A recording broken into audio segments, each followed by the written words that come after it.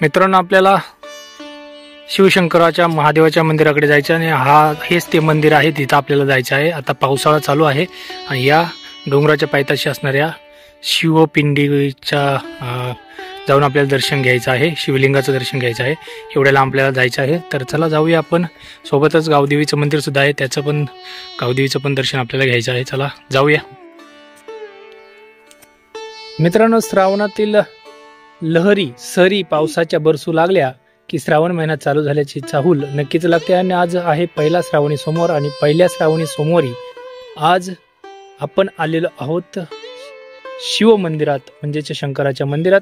पहिला श्रावणी सोमवार चालू झालेला आहे आणि आज हे अगदी सुंदर अशा निसर्ग वातावरणात हे मंदिर आहे, शंकराची शिवलिंग। आणि सोमवारी पहिला सोमवार आहे आणि त्याच्या दर्शनासाठी आज आपण आलेलो आहोत। तर चला जाऊया दर्शना त्यासाठी मंदिरात। आज पहिली शिवमूठ आहे श्रावणी सोमवारची आणि पहिली शिवमूठ जी आहे ती तुम्हाला माहितीच आहे, आपण आपल्या व्हिडिओमध्ये सांगितल्याप्रमाणे तांदूळ आहे, दुसरी जी आहे तीळ आहे, तिसरी मूग आहे आणि चौथं जवस आहे। असे 4 सोमवार या वर्षी आहेत।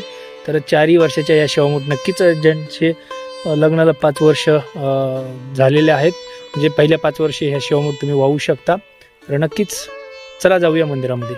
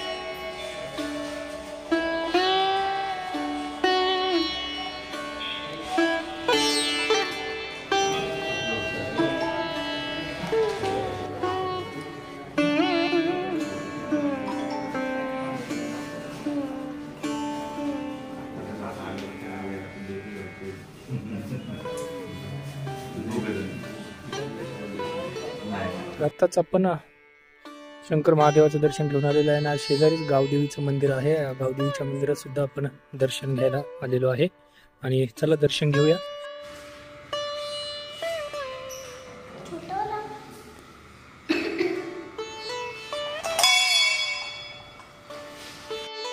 आज सोमवार श्रावणी पहिला, तर त्यानिमित्ताने गावदेवीचं सुद्धा दर्शन आपलं झालेलं आहे।